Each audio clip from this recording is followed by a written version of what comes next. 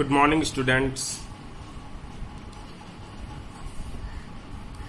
Class 3 Hindi का पहला chapter है जादू है जी जादू है।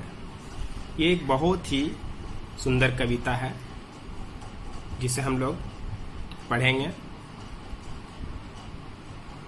हम अपनी चारों ओर हैरान कर देने वाली चीज़ देखते हैं। जब हम अपने चारों ओर देखते हैं तो हमें बहुत हैरानी होती है उसको देखकर, जैसे फूल, बादल, तारे, सूरज आदि।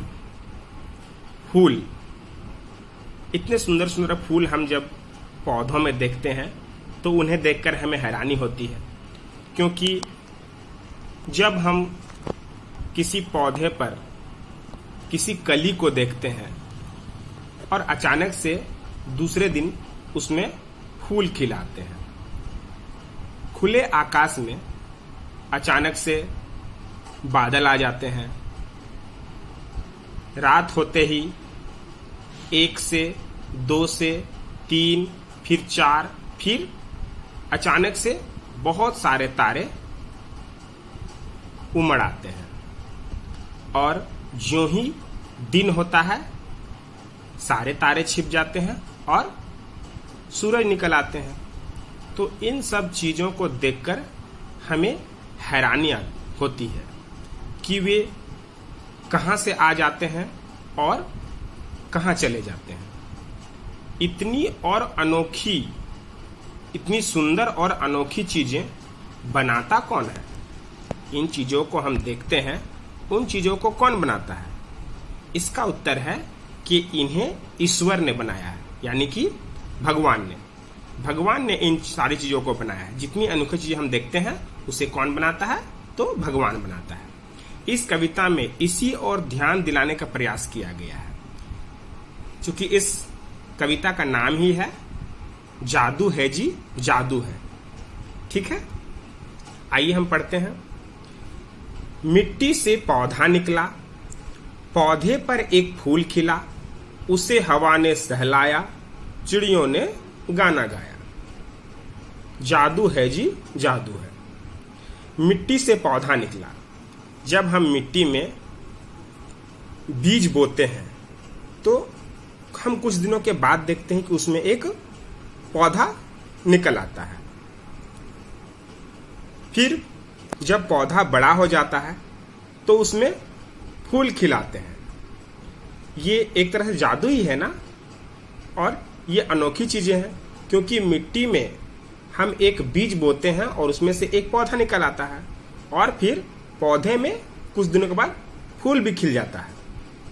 उसे हवा ने सहलाया, चिड़ियों ने गाना गाया। वो पौधा क्यों निकला?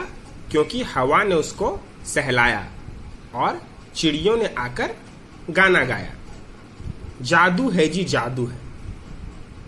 जादू है क्योंकि मिट्टी में जब हम एक बीज बोते हैं, है ना, उसके बाद हवा उसे सहलाती है और चिड़ियां गाना गाती है तो वो बाहर निकल आता है और उसमें फूल खिलाते हैं, है ना। वह देखो सूरज निकला, सोने के रथ पर बैठा, इधर चला फिर उधर चला, धूप खिली वह जिधर चला, जादू है जी जादू है। वह देखो सूरज निकला। जब दिन होता है तो अचानक से सूरज निकल आता है। सोने के रथ पर बैठा, कहने का मतलब है कि जब सुनहरी किरण के साथ सूरज निकलता है तो मान लगता है कि वो सोने के रथ पर बैठा हो। इधर चला फिर उधर चला। जैसे जैसे दिन ढलते जाता है सूरज इधर से उधर चला जाता है। किधर चला जाता है? पूरब में उगता है और पश्चिम में जाकर डूब जाता है।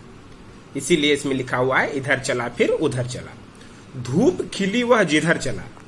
जिधर जिधर वो धूप खिलता है उधर उधर वो चला जाता है। जादू है जी जादू है। इसे देखने से भी लगता है ना कि जादू है। तारे कौन उगाता है, धरती कौन सजाता है, बादल कौन बनाता है, कोई नहीं बताता है, जादू है जी जादू है। तारों को कौन उगाता है? ठीक है, पौधे तो हम उगा लेते हैं, पर तारों को कौन उगाता है? शाम होते ही वो अपने आप आकाश में छा जाते हैं। धरती कौन सजाता है? धरती में इतनी सुंदर सुंदर जो चीजें हैं, फूल है, पर्वत है, नदियां हैं, ये सब चीजों को धरती में कौन सजाता है? बादल कौन बनाता है? खुले आकाश में जो बादल घिर आते हैं उन्हें कौन बनाता है? कोई नहीं बताता है, इसके बारे में कोई नहीं जानता। जादू है जी, जादू है, क्योंकि ये सब एक अनोखी चीजें हैं, जादू के समान है। देखो तुम इस जादू को, परखो तुम इस जादू को, जो भी इसे दिखाता है बदले में क्या पाता है। जादू है जी, जादू है। देखो तुम इस जादू को, इस जादू को हम सभी देख सकते हैं। जितनी चीजें हम ऊपर में पढ़े उसे तो हम देख सकते हैं ना। परखो तुम इस जादू को, और इस जादू को परख कर देखो, समझ कर देखो कि ये जादू कैसे होते हैं। जो भी इसे दिखाता है बदले में क्या पाता है। हमें इन चीजों को कौन दिखाता है ना? और जो दिखाता है वो बदले में क्या पाता है? कुछ पाता है या नहीं? जादू है जी, जादू है। ये जितनी भी चीजें हमने अभी पढ़ा वो एक जादू के समान है ना? ये किस तरह का जादू है? तो यह प्रकृति का जादू है। प्रकृति ने इसे बनाया है, भगवान ने इसे बनाया है, और हम इसे जादू कहते हैं। और इस कविता को किसने लिखा है? इस कविता को लिखने वाले कवि का नाम है दामोदर अग्रवाल। ठीक है, आप लोगों ने इस कविता को पढ़ा, आपको अच्छा लगा होगा। आप इस कविता को अपने कॉपी में लिखेंगे, इसे याद करेंगे, ठीक है। और इसका जो प्रश्न उत्तर है आप लोगों ने कर लिया होगा, क्योंकि आपके व्हाट्सएप ग्रुप में ये